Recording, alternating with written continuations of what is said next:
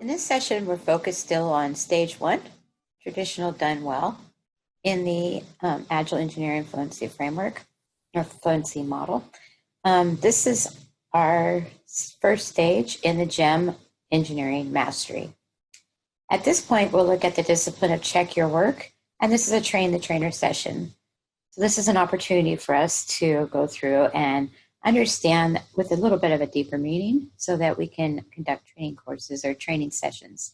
Each of the training sessions is meant to only be 30 minutes long, so they're very quick and concise. We don't expect people to walk away with full-blown practices developed in this session, but what we're trying to do is raise awareness of the things that need to be done in order to help engineers or for engineers to do in order to develop their mastery. So this will be our first session on checking your work. So why is this important? We'll cover this every session, but it's important to continue to drive home. This supports our external business drivers of cost, quality, and delivery. It's important that we deliver quality.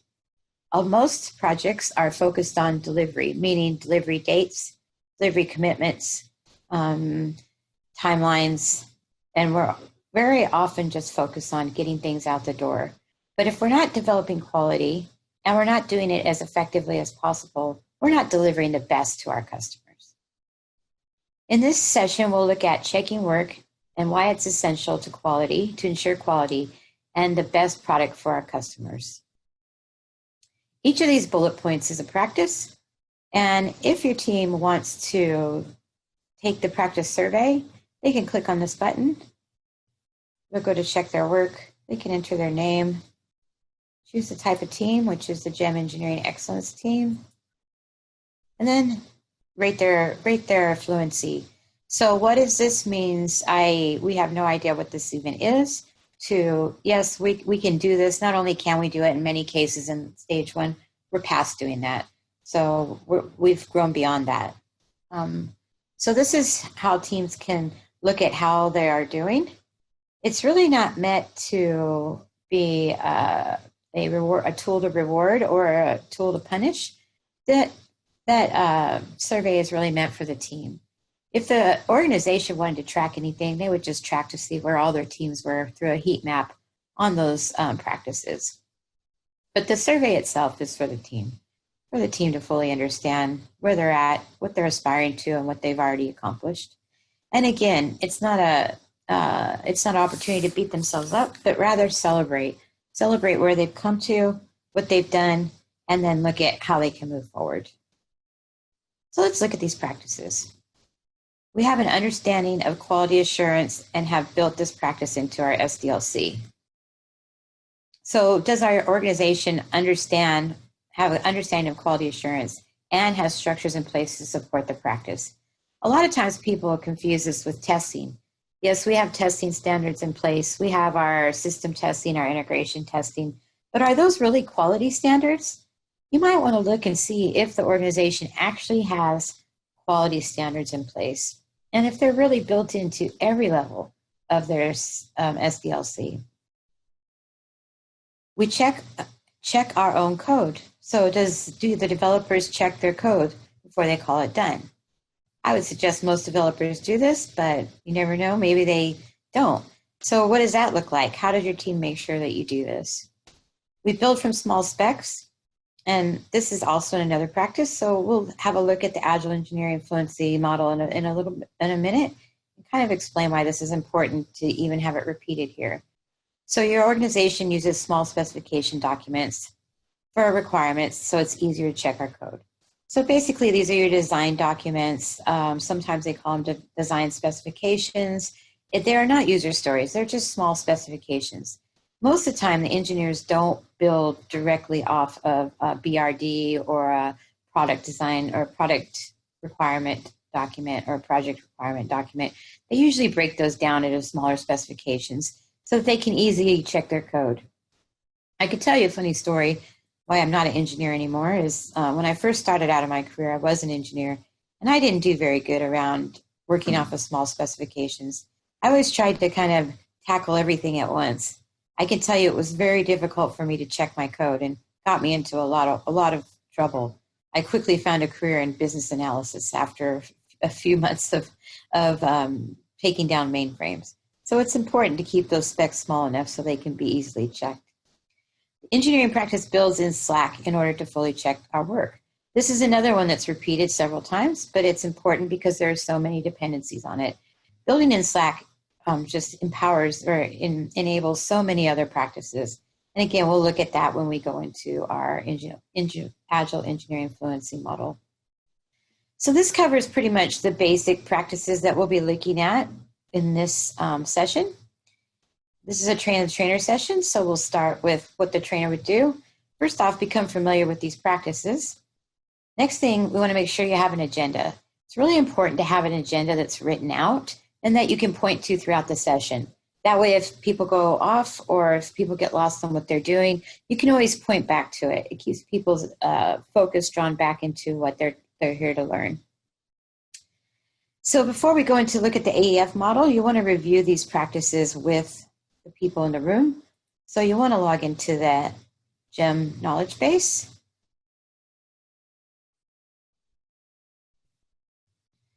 And because this is around product delivery, you would go to the product delivery value stream.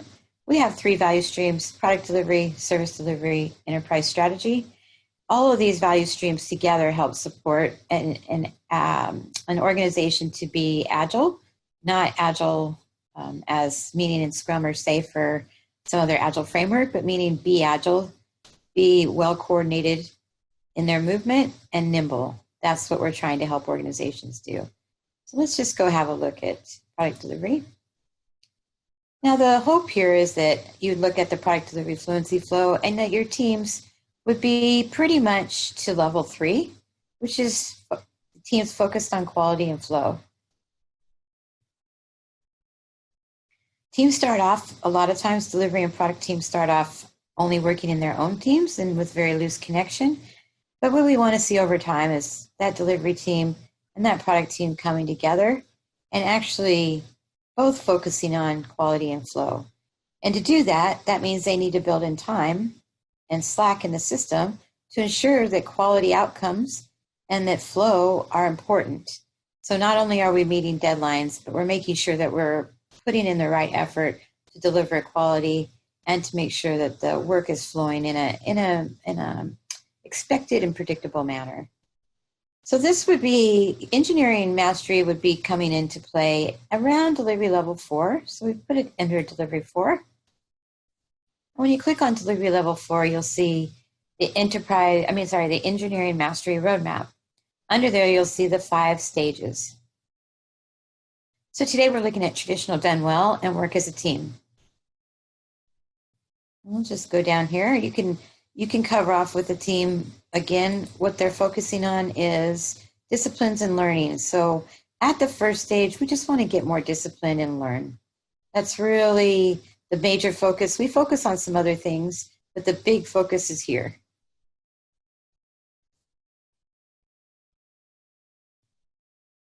Let's look at check your work.